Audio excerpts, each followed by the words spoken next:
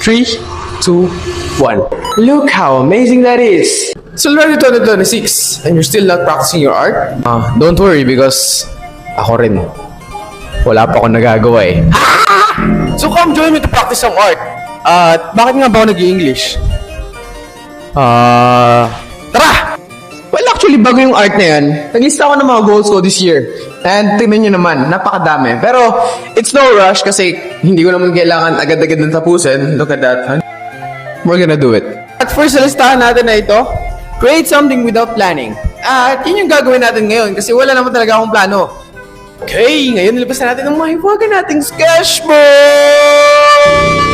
Alam mo ba, akala ko matatapos ko to within that year, 2025, pero tingnan mo naman, wala pa ako sa kalahati. Siguro nasa 1/3 pa lang ako ng page, kaya ngayon, wala na ko, natapusin na to within this. Napakalupit at ano dami mo salita, tara na! Let's go! ASMR.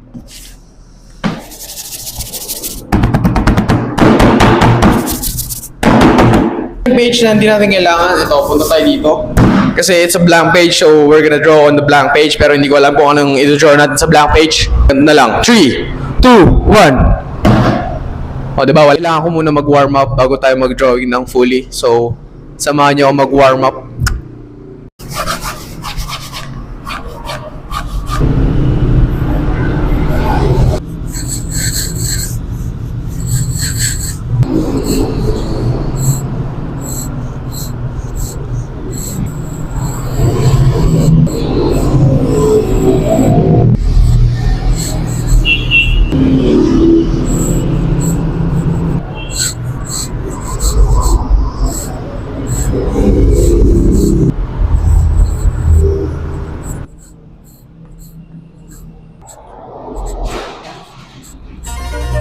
Okay, I'm already done at my warm-ups, I guess. So, I think it's time to draw something else.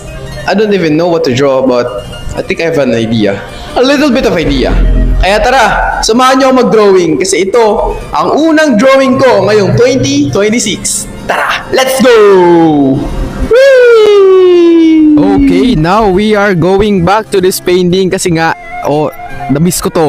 Sobra. As in.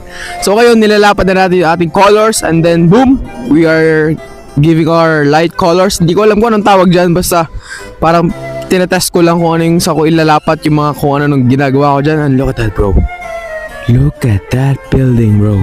I don't even know. Hindi ko man lang plinano yan. Basta lumabas lang sa isip ko, no? Okay? Lumabas lang sa isip ko yung building na yan. Tapos wala lang, ginawa